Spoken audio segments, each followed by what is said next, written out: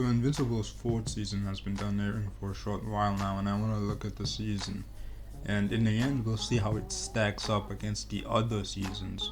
Right off the bat with episode 1, we get a montage of some more bullshit. This universe is relentless, bro. Why are there so many villains here? It's like Marvel's New York, but 1,000 times worse. At least in that universe, you have the Fantastic Four, the X-Men, the Avengers, but in this verse, you just have the dorks of the globe. Take it or leave it, I guess. Fast forward, you get to see Mark and Oliver exhausted from fighting crime non-stop. But Mark gets a call, and when he tries to get Oliver to come with him, he's like, nah, I'm good. I did my 9 to 5. There's other heroes out there who can handle this. And Mark doesn't like that. Which, hold up, I'm sorry, nigga. Aren't you the same nigga that decided to sit out the Invincible war? Oliver was out there getting buckets, knowing he could die at any minute. Your mom could have been one of the casualties, and you decided to be useless. Oliver earned his break. You gotta go back out there and put up points. You're the last nigga I want to hear bitching about this topic. There's a possibility that Rex could still be alive if it wasn't for Mark. But hey, I'm just saying though. As for the Guardians, aka the Useless League, Cecil wants them to formally rejoin, but they're hesitant because of the shit he pulled on Mark. However, Black Samson convinces them to rejoin, and Robot is salty he's not the leader. Boo-hoo, you identity-stealing creep. Mark, on the other hand, fights a dinosaur. Apparently he's set up for season 5, but I don't really care because I don't know who this nigga is. He turns human and gets captured, and fast forward to dinner with Eve's parents. Real question is, why is this nigga still here? Couldn't this nigga be one of the civilian casualties, bro? I swear nobody's gonna miss Eve's dad, but you know, he has a talk with Mark, but apparently this was much worse in the comics. I don't think that would have landed in today's climate, but hey, it's like one lump of shit or 2 lumps of shit. Take it or leave it, I guess. Oh yeah, and there's the stuff with the sequoids. They've been setting this up since season 1, I low-key forgot about them. And they take over a few blocks, and the place gets quarantined, and Mark and Cecil agree to work together. This is the most will they won't they relationship between 2 men I've ever seen. He was gonna trust Cecil, now he can't trust Cecil anymore. He's gonna trust Cecil again, but now he can't trust Cecil anymore. It's like this back and forth, and it keeps getting old. Turns out the only way to beat the Segways is to kill the head that controls the other ones. But I just have one question. Did Mark have to kill this guy in particular? He had this nigga by the wrist, obviously, but Bulletproof is far back. My question is, why are you standing still? Shouldn't you have grabbed this guy and flew within the range of the device Bulletproof had? Because every time I analyze this scene, you just stand there. Am I the only one who thought this? They make it look like it's a big deal, but he put no effort into trying to keep this nigga alive. I don't know, somebody explain this to me in the comments. Oh, and Conquest escaped. This is why you can't trust Cecil. Episode 2 starts, and finally the story picks up when Nolan's backstory is shown, and he is wilding off the bat. With all these kids here, you decide to single out the little black girl? Seriously, nigga? And he was ready to kill her too, right then and there, if she didn't answer why the purge was a blessing. This is the only civilization that I know that thinks self-genocide is a blessing. These niggas are slave owners, they enslave whole planets, and no wonder Socrates Prime built the Scourge virus. These niggas gotta go. Nolan's parents show up and body him, and the way his mom was beating on him, god damn. I'm getting flashbacks to season 1. What kind of birthday gift is this? Anyways, he survives. That's his gift for his birthday, survival. I can never live here, bro. This place is shit. Fast forward, the Scourge virus wipes out all the Viltrumites. Nolan's parents didn't make it, and so did 99% of the population. These niggas are in the double digits now. Ellen gets emotional after hearing this bullshit, which I don't, but hey, you do you, man. The rest of this episode is spent on getting all the Viltrumite weaknesses, like Space Racer's gun. Turns out this nigga's been alive for a century now. No food, no water, no poop. Alright, cool. Nolan apologizes and bro immediately changes his mind. How shit Does your entire race have to be for one apology to change somebody's mind this fast? We get this small gag of Nolan not being able to sleep and how the captain thought that the trio was a threesome. Nolan kinda deserves this shit. This ship is massive, nigga. How did you not think that there were other rooms on it up to this point? You finally get to the Ragnars. They can't find any because everything is frozen. So they were supposed to move the big ass disc in the sky just a little bit, but the dumbass captain destroys the whole thing with a missile, and now they are cooked. Seeing how fast these niggas melt, I don't think they could have kept them frozen on the ship. They immediately get to work on Alan and Nolan. First time seeing the sun in years, and the first thing you want to do is get swinging. Aight then. These niggas had all the time to fly away, by the way. But thanks to Telia, the day is saved. No Ragnars in the end though. These niggas are lucky to survive. Omni-Man contemplates some stuff about the Viltrumites and says we aren't all bad though, right? We did good here and there. As if these niggas aren't slave-owning genocidal Nazis. Unprovoked, by the way. Nobody forced them to be like this.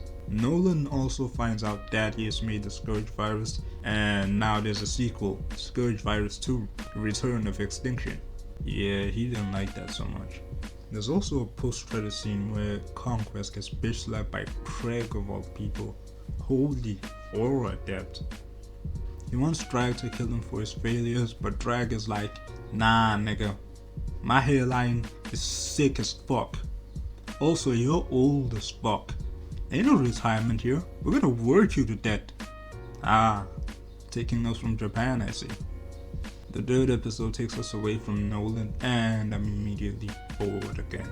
Anytime they don't focus on the Viltrumites or Nolan and space, I'm just bored.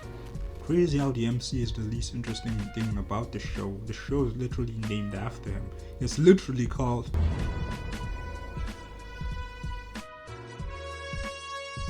Mark also contemplates the killing shit. I don't know why he hasn't learned this lesson yet. Some kills are necessary, bro. Conquest and KSI should have been the final nail in the coffin. Robot scans Eve and can't tell that she's pregnant. Highly advanced government facility technology can tell that she's pregnant. Alright, bro. Cool. There's some stuff with Titan and the dragon, but do you really care? Mark gets his get back after Titan almost got Oliver killed. The Flaxons are back. I don't know how these niggas keep coming back or why they keep coming back. As if Omni-Man didn't deal with them in the first season. What is the end goal for these niggas anyways? They get beat up just like last time and the time before that. Also, Monster Girl and Robot get stuck in the other dimension. And Titan joins Machine Head. Episode 4 is straight filler. Before, Invincible has kind of been a show with partial filler here and there. But this is straight filler. We haven't seen Damien Darkblood since season 1. Also, this devil nigga is a fraud, bro. Is this who they were talking about in the Bible? This nigga? Him right there? Nigga, please, you've gotta be kidding me. The only significance this episode has is that Mark gets his old suit back. Oh, and Alan and Nolan show up to recruit him for the war. And that's by the end of the episode, so yeah, I'm skipping it. I don't think you care either. Episode 5, Mark is recruited. Yay! And Nolan wants to talk to Debbie. Not sure that's a great idea, pal. Last time you called her a pet, did you think they couldn't hear you, nigga? A pet? Everybody heard you, nigga. Nolan gets cold feet when it's time, but Debbie opens the door and she saw you, bro. Ain't no backing out now. Nolan goes inside, apologizes, but she's not having it, nigga. Everybody's problems are because of Nolan. And when asked about Andressa, he gives the worst possible answer. Andressa was a mistake. As if Oliver doesn't exist because of him. I don't know what Nolan was thinking. This is why you don't listen to Justin Bieber, nigga. It is too late to say sorry, unfortunately. Plus, the Draxons are ugly as fuck. If you're willing to fuck them, you gotta be willing to fuck anything. Nolan probably got space AIDS from the Draxons. She's not letting you get anywhere near her after that. She's with Paul now. Paul took your wife, bro. On the other hand, Tech Jacket gets recruited by Alan. Fast forward, Nolan's gone and Oliver is pissed that Nolan didn't want to talk to him at all. He is the only dude who believed in Nolan, by the way, trying to repair his name, repairing his clout, only to find out that Daddy came home with the milk and he's planning on leaving again without saying a word. Because he's pissed off, now he wants to fight in the war. I'm not sure what he contributes. He gets manhandled every time it's a serious fight. Fast forward through some stuff I don't really care about, and we're finally in space. Took a while, but from here onwards, the show was blasting on all cylinders. There's some tension between Oliver and Nolan. Everybody gets settled, and we get a scene of Nolan making some protein soup food, and he reminisces over spaghetti. Spaghetti. Holy foreshadow, nigga. We get attacked, the Viltrumites are here, backed by popular demand, introducing John Viltrum, Steve Harvey, and Conquest. Mark is confused. Nigga, ain't you dead? Conquest is like, nah, let's be honest, nigga. It was the plot armor.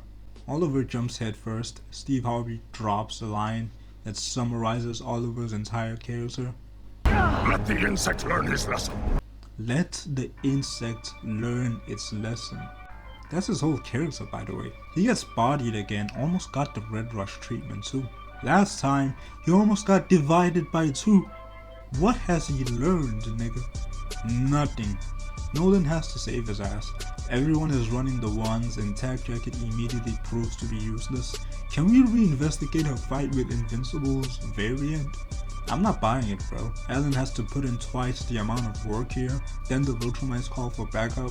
Oliver, on the other hand, couldn't breathe, so he has to go to this other planet to catch his breath. These two are liabilities. Right now should have been the turning point where everybody decided they gotta go back home. Conquest has his eye on Oliver, and we get the most magnificent frame of this whole episode. Mark saves Oliver at the last minute. Back in space, it's just Alan and Tag Jacket. They try to get to safety because Nolan dipped trying to help Mark, and we finally get to the scene where Mark is choking the shit out of Conquest. They go slamming everywhere, nigga, here, there, everywhere. Mark will not let up. Conquest is trying everything, nigga, but he gut checks the shit out of Mark, but Mark still won't let up. At this point, I was like, Mark's gonna let go. I was wrong. Marcus Sebastian Grayson, yes, his middle name is Sebastian, is in fact cut from that plot. Holy shit, this nigga has Conquest changing colors, nigga, because he can't breathe. He is purple now. Hey, wait a minute, that makes two purple Viltrumites that can't breathe this episode. Insert the Doofenshmirtz meme or whatever. With no other choice, Conquest goes for the Viltrumite special. This would have ended sooner if you started with this, honestly. But this man is rearranging Mark's guts in 4K. Holy shit. Way to ruin everybody's appetite, nigga. That's what the spaghetti flashback was about. Good God. This shit was uncomfortable to watch. Mark persevered and it paid off, but at what cost? Hell, I'm not sure humanity is worth all this. Nolan and Oliver finally find Mark, which they took their sweet ass time, but whatever. We switch to Talia talking to Thaddeus about how they got split up, and Thaddeus says it's about time we went to war with the Viltrumites. Episode 6 is not quite action packed, it's more character building and training Oliver to not be a liability. Spoilers, it did not work. Oliver's mad at Nolan for calling his mom a mistake. Could have been much worse, bro. He could have beat you near to death and called her pets after 17 years. Just saying. Fast forward to Alan and Tag Jacket. There's a war going on. Hey Thaddeus, I think the Viltrumites heard you, bro. Alan almost gets caught, but the GOAT, Space Racer, the MVP, saves him. You get this montage of this back and forth until we get to Drag. I can sense that hairline from 3 frames away. He's mad, they're losing, but he thinks once Thaddeus is dead, the coalition will end. Spoilers, this also didn't work. Mark wakes up and goes to Conquest's grave. He thinks everybody is dead, but surprise, they're fine. Back to Celestria, we have an imposter among us. He lowers the shields and the Viltrumites get to Viltrumiting. They're Viltrumiting everyone and everything, not gonna lie, and it's not looking good out there. Craig is like, where is he? Where's the betrayer? He should have said something like, where is he? Where's? Si Optimum Pride! Fucking inang yan, Optimum Pride! Now then, did I bring that up just to insert that lame ass joke? Allegedly. Maybe. Perhaps. Drag is just on the ship talking to his emotional support skull. Then the Graysons show up, and finally, we are winning. Nolan beats Craig's sorry ass. Mark and Oliver blow up the ship, and this episode had me clowning on Drag for that sorry ass.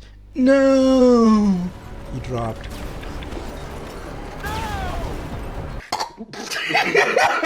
They retreat with their tails tucked. The internet did not take kindly to this stuff. Skedaddling, fleeing, evacuating the premises after you started it? Nah. The rest of the gang have to stop the ship from falling and killing everybody because, duh. They also find out that the Viltrumites are regrouping, and Thaddeus Prime is like, now's the time to beat them niggas. We're not getting another chance. Alright then. Also, the internet spoiled Conquest death scene to me, so this was just like, oh, this is the shit I saw online. He's not coming back, is he? Episode 7, finally, goddamn. We start off with a backstory that cements that the Viltrumites are basically like slave owners and Nazis. Okay, they're both the slave owning Nazis. The slaves revolt and the Viltrumites start debating on how to handle this. Craig is like, let's wipe out a good portion of the population and teach the others some respect. Thaddeus is like, hold up, let's reconsider. Fighting back against us is a sign of strength and courage, so let's not jump the boat. And the Viltrumites respond with a little something alongside these lines. Man, what the fuck is you talking about? What the fuck was that? I'm sorry, man. No, I wasn't thinking about it. So Emperor Ogle is like, Regent Freddie Mercury, speak on it.